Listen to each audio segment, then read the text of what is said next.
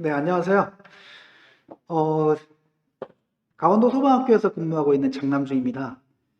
저는 지금 소방관 25년 차 소방관이고요. 그동안에 25년 동안 그러니까 구조대원 생활을 가장 많이 했던 것 같습니다.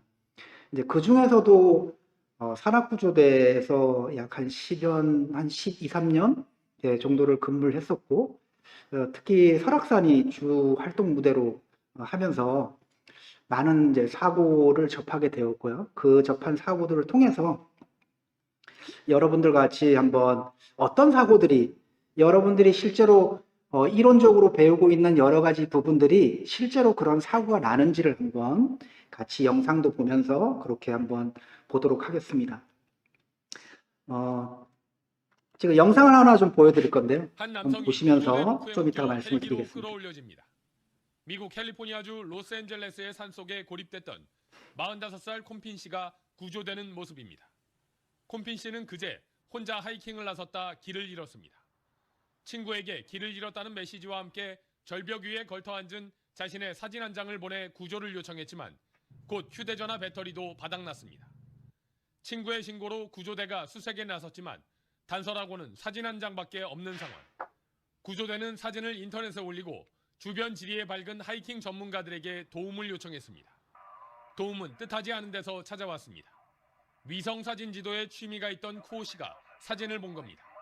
You don't think that sitting behind a computer and looking at a picture and going, oh, hey, that looks like it might be where he is, would result in someone getting rescued. 쿠오 씨는 콤핀 씨의 다리가 찍힌 사진 속 지형을 위성 사진으로 매핑해 위치를 추적했고 위치 정보를 구조대에 알려줬습니다. So we figured that this is a good clue.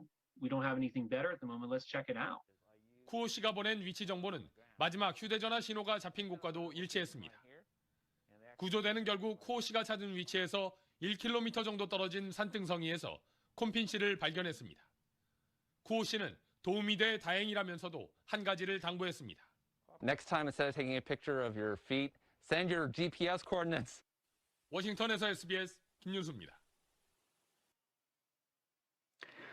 예, 우리 외국에서 있었던 사례를 통해서 영상을 하나 보았는데요. 여기에서 많은 얘기들이 나옵니다.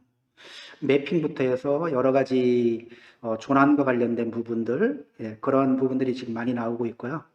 근데 산악사고는 대부분이 발생된 그 원인으로 인해서 큰 사고가 발생되는 것이 아니라 그걸로 인해서 2차적으로 발생되는 사고로 인해서 더 많은 더 위험 속으로 빠져들어가는 경우가 더 많거든요.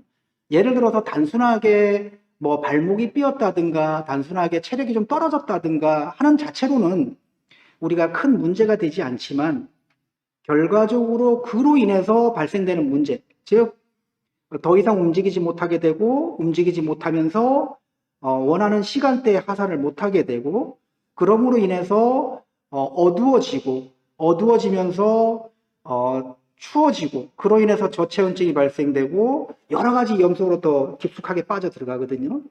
이제 그러한 것들이 산악사고에서 가장 중요하고요. 그래서 우리가 보통 산에서는 집에 있는 의식주를 산으로 가져간다는 얘기를 많이 하시잖아요. 마찬가지입니다. 가장 필수품은 이거예요. 내가 오늘 산행을 하는 데 있어서 그 의식주를 어떻게 가져갈 것이냐가 가장 일단 중요한 부분이고요. 그 다음에 문제가 발생됐을 경우에 일반 우리가 시내권에서 119를 우리가 도움 요청하게 되면 한 5분이나 10분 내에 바로 오죠. 그렇지만 산에서는 아무리 빨라도 구조대원들이 올 수 있는 시간이 소요가 됩니다. 그렇기 때문에 어떤 문제가 발생됐을 경우에 빠르게 그 도움을 요청하는 것도 굉장히 중요합니다. 그래서 사고 예방에 있어서 가장 필수품은 우리가 그러한 준비들을 해 갖고 가느냐 안 해 갖고 가느냐, 어떤 문제가 생겼을 때 우리가 체온을 유지할 수 있을 만큼 그 다음에 체력을 비축할 수 있을 만큼의 그런 물품들이 배낭 속에 있느냐 없느냐가 가장 중요한 거고요. 그렇게 발생이 됐을 경우에 얼만큼 빨리 도움을 요청하는가에도 굉장히 중요하다고 할 수가 있겠습니다. 오늘 제가 그 산악사고가 과연 국내에서 얼마 정도가 발생이 되고 그 다음에 그 안전사고의 유형들이 어떤 유형들이 있는지 실제 구조 영상을 통해서 같이 한번 보실 거고요. 그렇다면 이런 안전사고를 관리할 수 있는 방법은 어떤 것들이 있는지 우리가 다 알고 있는 것들이지만 다시 한번 좀 짚어보고요. 그 다음에 우리가 외국 사례에서도 봤듯이 우리가 일반 그 건물이 있는 곳이나 내 위치를 알려줄 수 있는 곳에 있다 그러면 그 특정 대상물을 통해서 우리 위치를 파악할 수가 있지만 산 같은 경우는 그렇지 못하죠. 그럴 경우에 가장 중요한 거는 바로 좌표입니다. 즉 좌표는 주소죠. 산에서도 우리가 정확한 주소를 불러줌으로 인해서 빠르게 우리가 도움을 받을 수 있는 그러한 부분들을 한번 보도록 하겠습니다. 그래서 이런 네 가지를 볼 거고요.